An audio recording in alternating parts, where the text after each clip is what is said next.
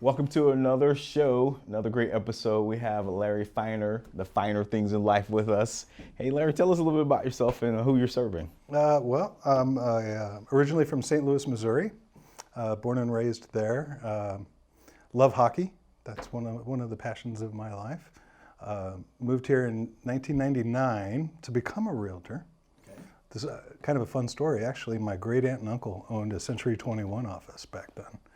And they spent a decade recruiting me. And finally in 99, I said, okay, I'll be there in 2 weeks. And I did. And I came here and I got my license. And my wife followed shortly after that. And it was the best decision I ever made. Business was good right off the bat.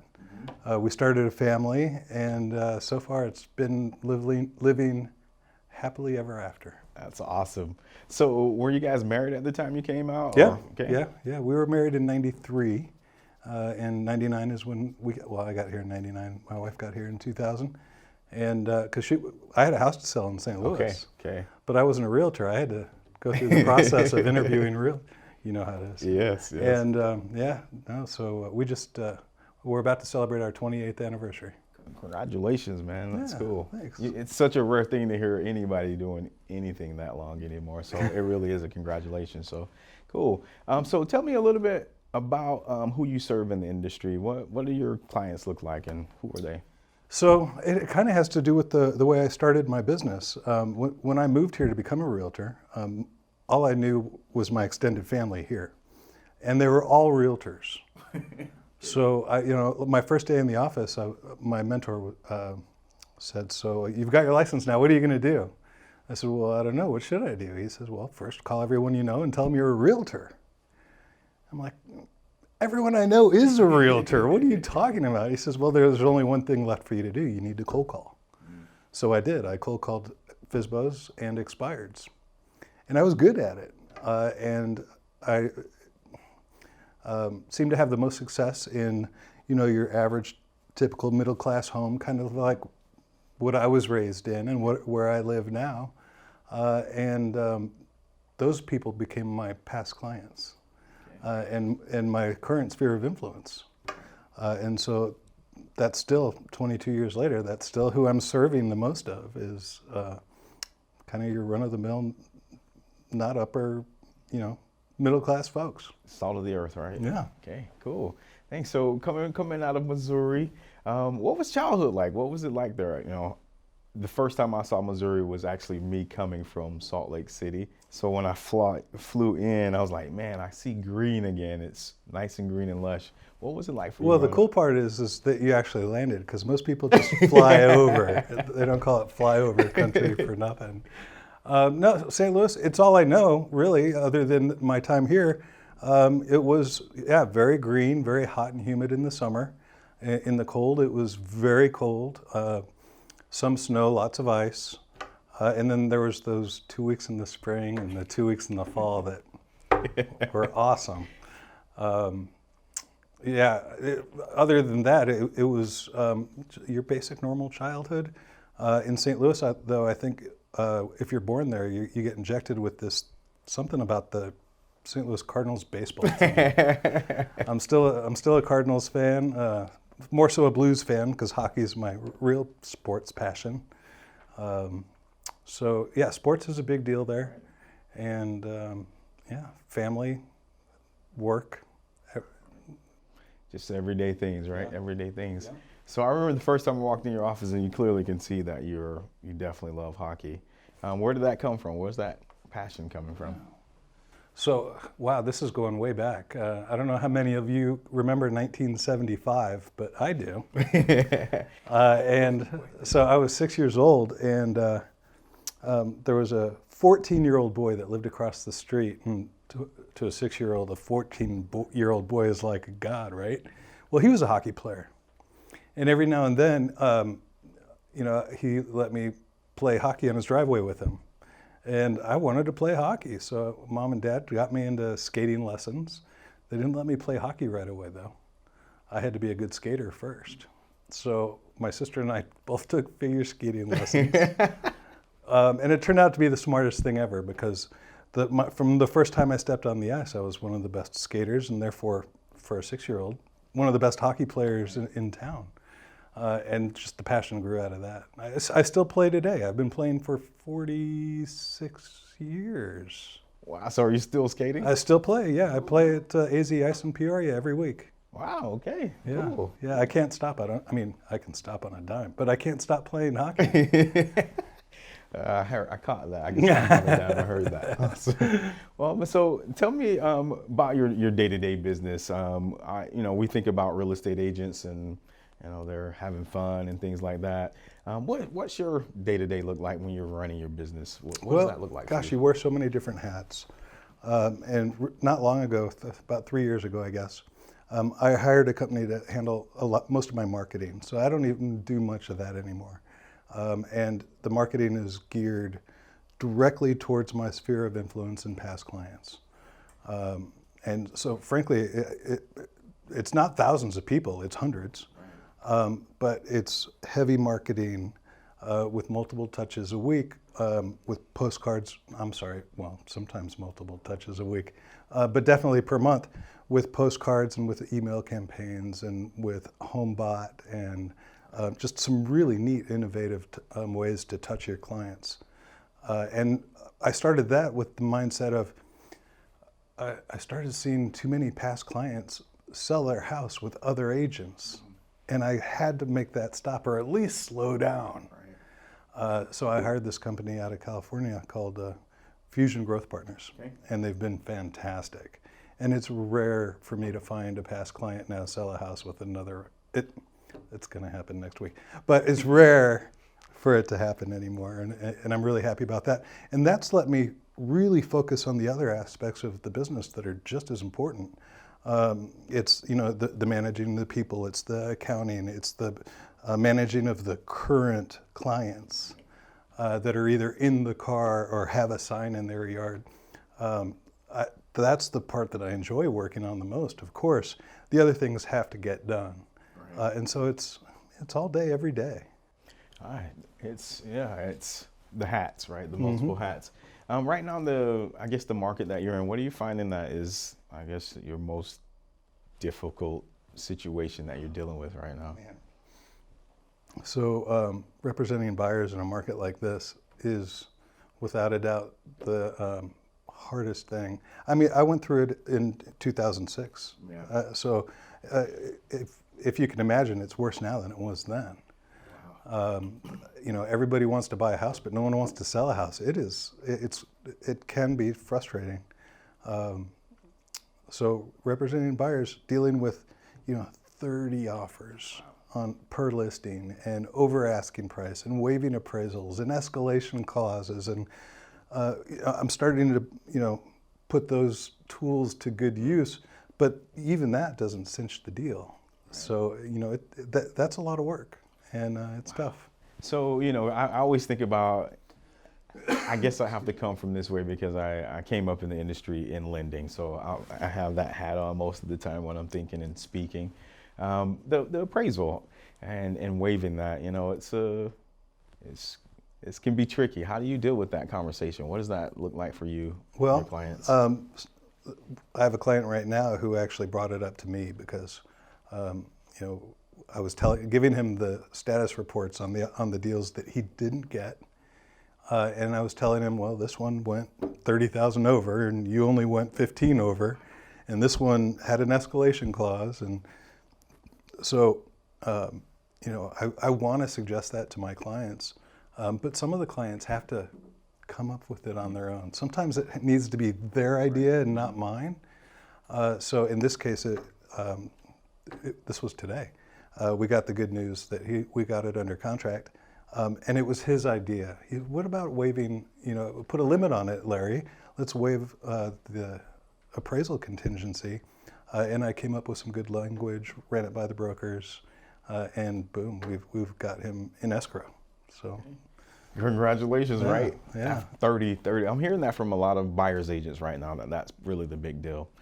Not enough inventory. Well, and so there's tons of buyers out there just don't have deep enough pockets to be able to say, yeah, if the appraisal comes in $20,000 low, I still want to buy it, because they'd have to come up with $20,000 as part of their down payment, in order to still get the loan that they're applying for. So some people are just out of luck, unfortunately, but those that are well-heeled enough to do it, again, sometimes it has to be their idea. Right. Because you don't get that well-heeled without being a little cheap anyway, right? Yes, this is true. This is true. So. Well, what do your non-realtor relatives think of you, and are there any misconceptions they have about what you do? Oh my God. Oh yeah. So I'm the guy that only works 30 hours a week, Okay. but makes $3 million a year. So those are the major misconceptions. There is a certain amount of freedom that you have being your own boss. I do, not lately. I do travel a lot, and I don't have to ask permission, and I don't have to put in for vacation. So when people see me travel, they see, oh my gosh, he's got the life. It's so good, and I'm not complaining, but a major misconception is that he barely works, he makes a ton of money, and he travels every other weekend, and none of that's true.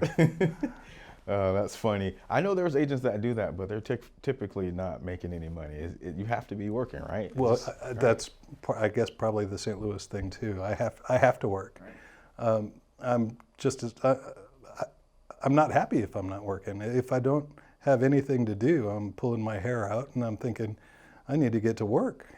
So that's interesting. I can appreciate that. I think that's kind of a dying thing there. So tell me about, you say maybe it's just in you.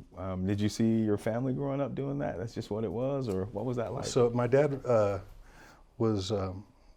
he worked from the age of 15 to about 60 for the same company. Wow. Never changed company. Started off in a shoe store, they put him through college. He became an accountant, and he stayed with the company until he retired.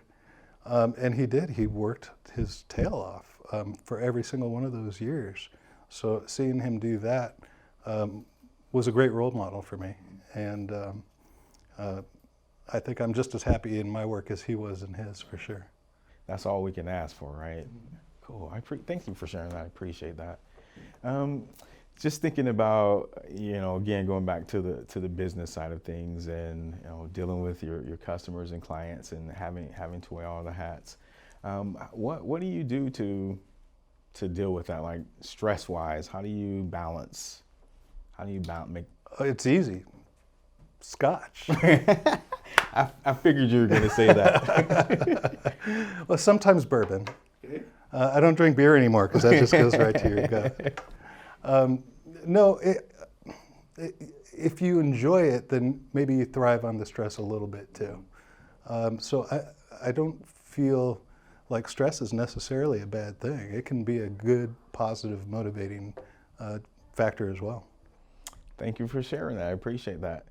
You're the second person I've heard say that today, so good, cool. It's great. It really is. It's just how you take things, right? How you perceive things.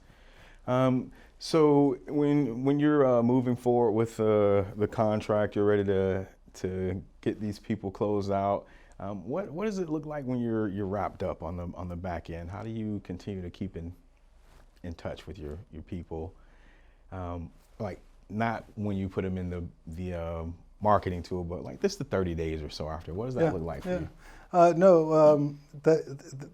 That's kind of a celebration, really. Of course, that moment you put the key in their hand and tell them to open the door, because up until then I've been the only one that's opened the door. That's kind of a cool thing.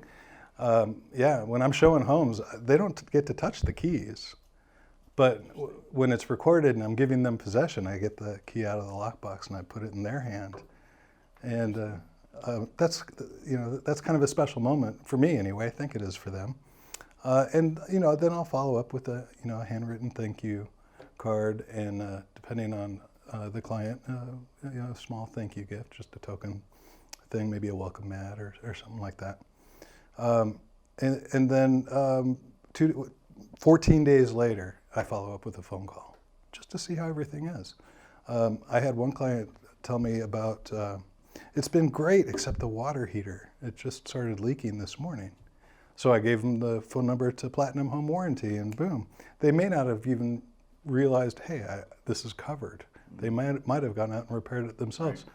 So yeah, so 14 days definitely, is a personal phone call. And then from there it goes into my marketing system. I like those. Those are nice little touches at the end. Thank you. So are you a reader? Do you read much? I used to read a lot of books, but I guess not much anymore. My wife reads constantly. She's in the middle of 3 books at a time, always. I don't know how she does it. I do, when I was younger, when I was a kid, actually, this is kind of fun. There was a book called The Bobby Orr Story. I haven't heard of that one. So, and this is around the time where I was just starting to play hockey. And I still have this book. It was a hardcover, The Bobby Orr Story. Bobby Orr was a famous defenseman for the Boston Bruins. Most of his career, he was with the Boston Bruins. And he changed the way defense is played in the National Hockey League. Before Bobby Orr, defensemen were very defensive. They hardly ever rushed forward with the puck.